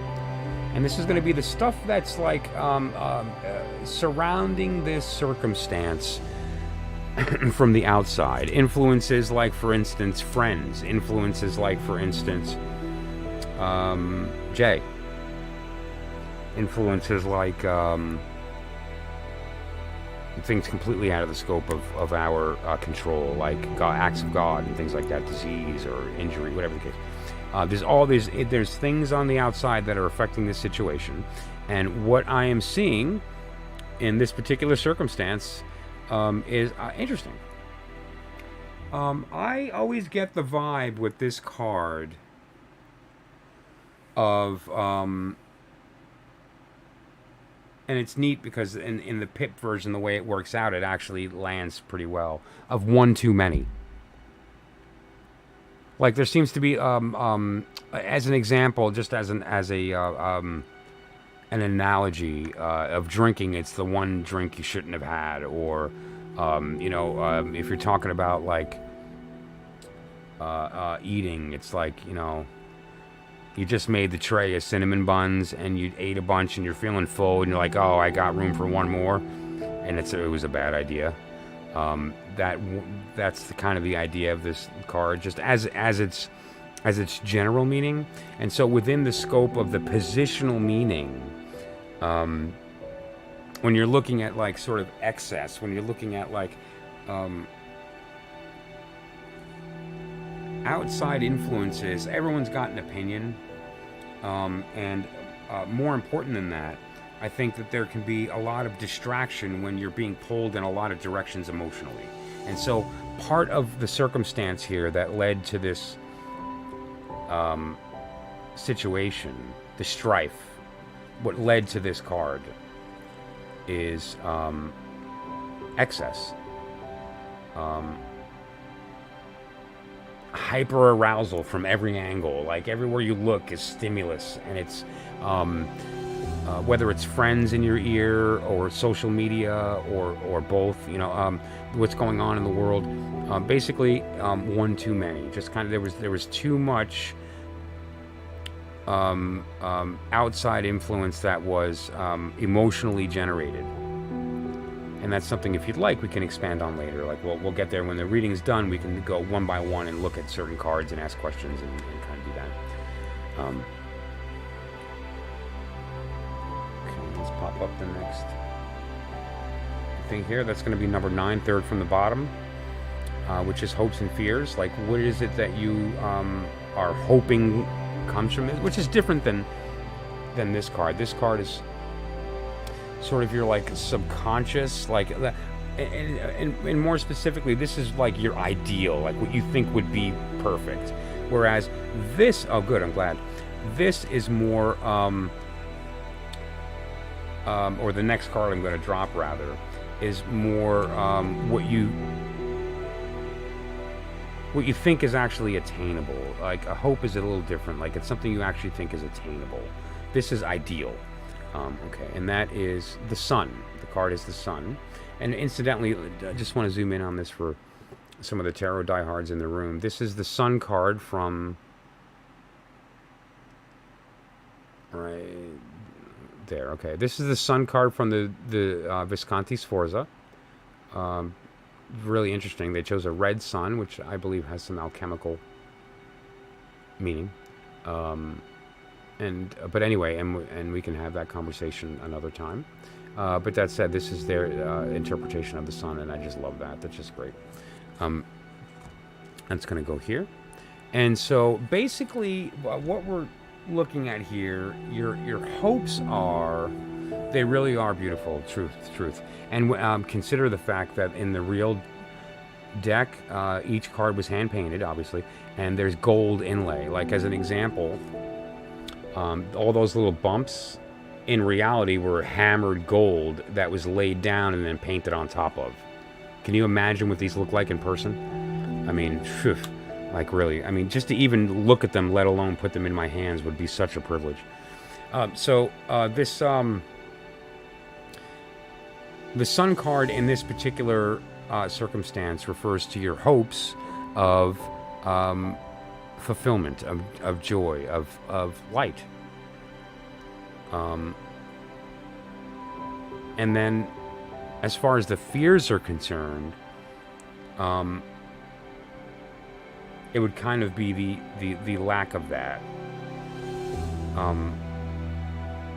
which is understandable. I mean, not to sound cliche, it's understandable that you would be afraid or strive toward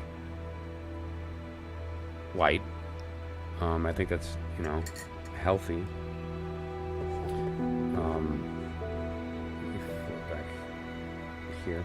And so the sun in the position of hopes and fears is really, it's more specifically too, like, why are you hoping for the sun unless you're in need of sun, right? And so that means that there is a lack there, and that you feel subconsciously that you're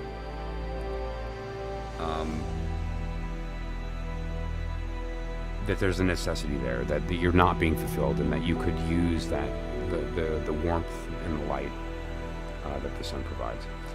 Now, in the final card, which is this card represents. Let me drop this up for people in the room here. That's number 10. This card represents in a couple of different things. I mean, it's the outcome, the overall message, but very often it refers to the actionable step that needs to be taken. Like, what should you do next? So now that we've learned this information, so now what? That was fun. What do we do with this? And so this card, typically for me, and that's why I put that word in of vector and result, because we're talking about, like, okay, so what direction should I be pointed, and how fast should I run in that direction? Should I take it slow and stay where I'm at? Should I run as fast as I can in the opposite direction? Like, what should I be doing next?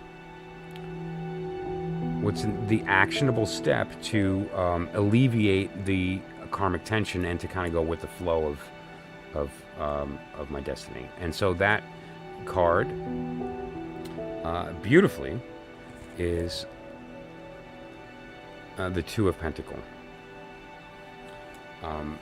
The reason I say that is that the imagery of the Two of Pentacles is one of absolute, pure opportunity. It is a dynamic state of juggling and of motion and action and change. Change is another word that's applied to the Two of Wands very frequently.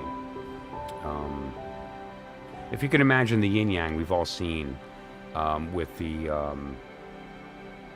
blacks and the whites swirling into each other. However, in the black is a little seed of the white, and in the white is a little seed of the black. Those dots essentially represent the desire of the other to manifest in the other, and it's this constant want and have. This represents that in that degree as well. These represent the seeds inside of the other, creating constant change and evolution. So the message, the outcome, the vector is change, different, another direction.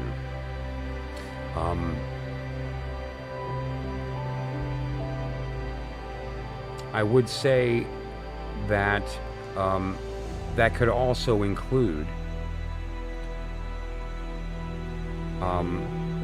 altering the dynamic of your relationship. But I will say there's a couple of things that need to be stated here, which are kind of sort of obvious and I need to put out there.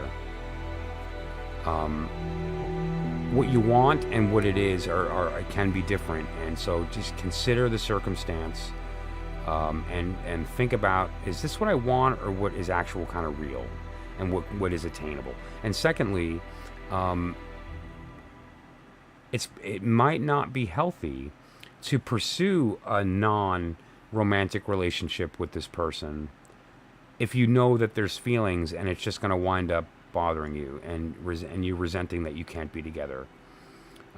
Unless the two of you decide to maybe revisit that later, I would say that, to protect your own self emotionally, it might not be a bad idea to kind of protect yourself in that degree. Okay. All right, so that was that. And so what I'll do now, the first thing I want to do just for your sake is I'm going to put in the chat real quick the number of the cards and then what card came out there so that you can later on kind of look back on it and then say, okay, well, this is with the positions, and you can kind of explore it further on your own. And then we'll look at some specifics as well. Yeah, no, I agree. It's never a good idea to try to do that, to date somebody that or to not date somebody that you want to, just to be close. It's just so toxic. Okay, so the first card, let me just get these in order in my own head just real quickly. So this is 1, 2, 3, 4, 5, 6,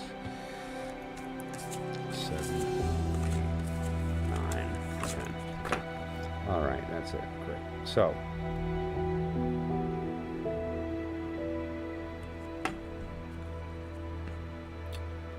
one. 5 wands, 2, 8 discs,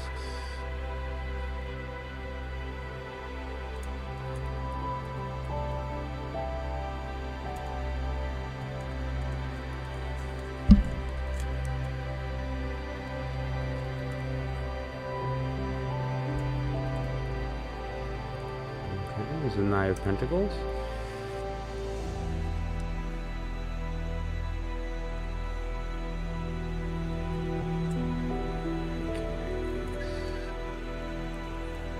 Cups.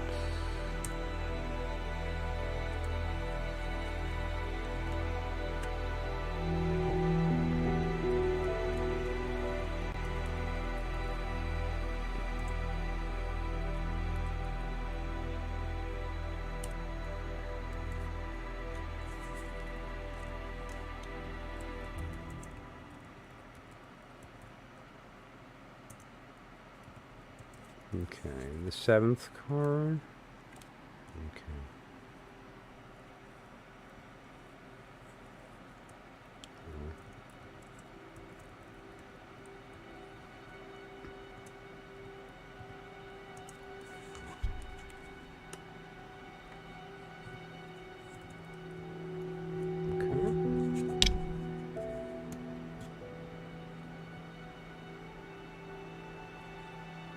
Well, thank you, Happy Soul. I really appreciate that. Thank you so much for subscribing.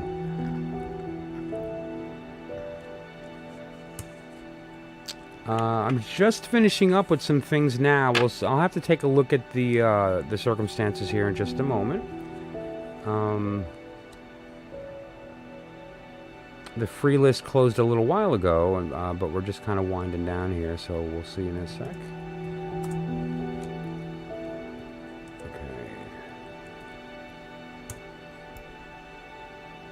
Absolutely, Alyssa, no problem. And in fact, let me get them back in order. I just wanted to kind of put them out so I could easily type those into the chat for you. But let me just put these back in order. So that was 1, 2, 3, 4, 5, 6, 10. Okay. All right, so let me just get these back in one place that we can see them a bit better. Okay, so the last card, meaning the 2 of Pentacle, the final card, number 10.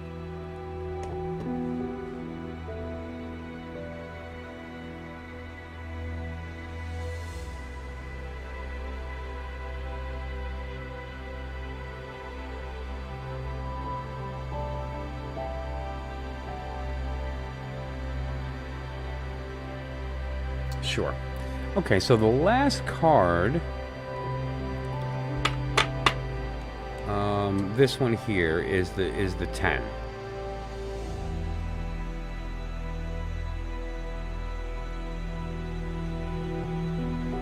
Oh, okay. In what capacity? Great. No, and that's a great expansion question, because it is sort of a general energy. First of all, let's look at the positional meaning. This is the 10th. That's funny, I grabbed my mouse as if you can see my pointer. This is the 10th position. Right, so that's at the top there, which basically represents the overall outcome. But very often, and this is the case in this case, I got an energy of an actionable step, something you should do next, right? And it talked about change. So what we'll do then, I'm just going to make room. Let's make room. Is I'm going to take that card as a new separate card and clarify it. Okay, so. In what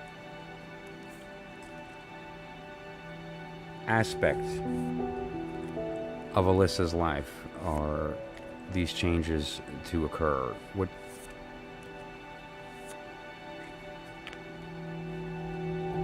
focus should she have when looking at what to keep and what to change?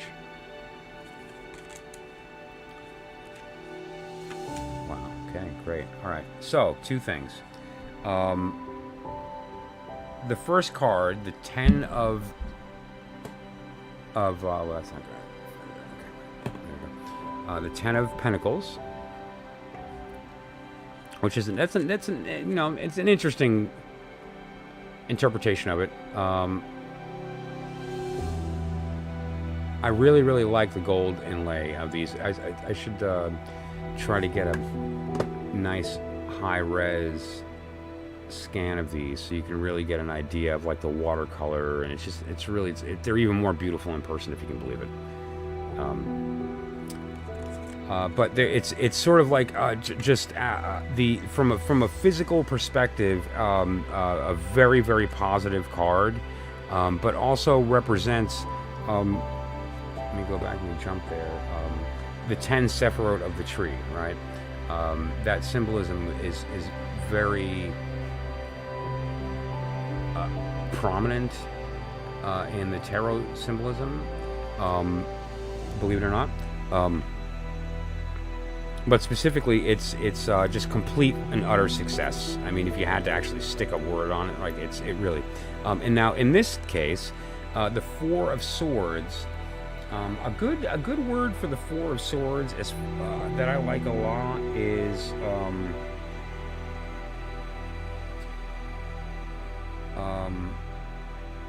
truce. The reason that word is good is because it implies that the fight's not over. Just everyone has decided that for now we're going to stop fighting and we're just going to focus on something else, and so the swords have been put down.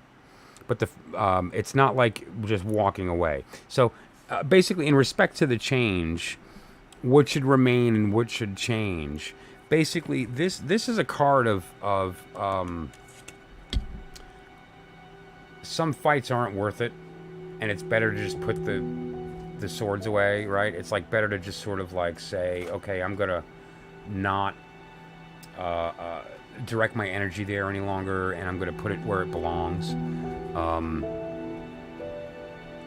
Like sort of let go of that individual / circumstance. Like just it may present itself later, and you can have a different dynamic. But I feel like that alone just says basically put down the swords. This particular card as well, it's very similar in a sense to the Universe card in a way, because it's it's one of the final cards of the physical manifestations of the elements, like fire, water, air combine to create Earth. So, oftentimes we talk about a 4-element system. It's actually a 3-element system, with the Earth being the product of the combination of those 3 elements, right? So, the cup, the sword, and the wand together make the pentacle. And one example here, the rose cross. The 3 inner letters inside of there, with the yellow, blue, and orange, are the elements. Then there's the 7 planets and the 12 signs, but those 3 elements in the middle, not 4. And that's because the 4th element in this circumstance is sort of really the combination and interplay of those 3. And so when you have this card, the 10, what you're really talking about is the perfect ratio of that combination. Just enough fire, just enough water, just enough air to have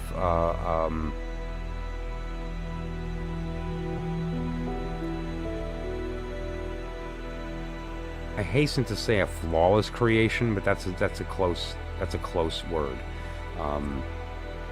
A very, very good thing, a good creation that's solid. And the message is, lay down the swords. Now we can look at that again further into. Sorry about that. The circumstance.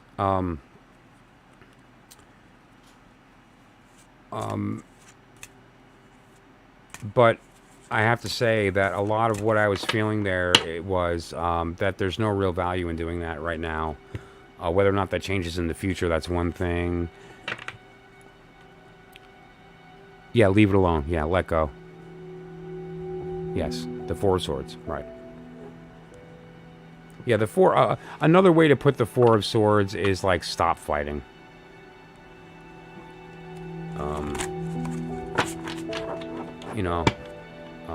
It's...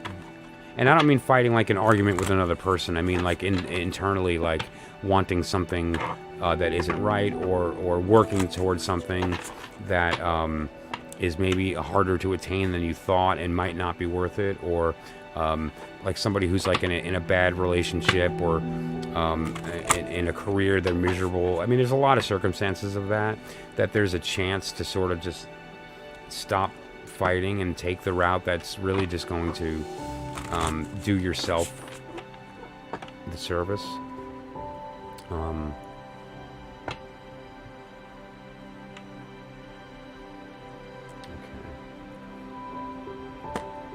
All right, well, ladies and gentlemen, that was the Visconti Sforza. And thankfully we had somebody jump on. I had a little promotion today. And so they got their reading with this particular deck, the Visconti Sforza.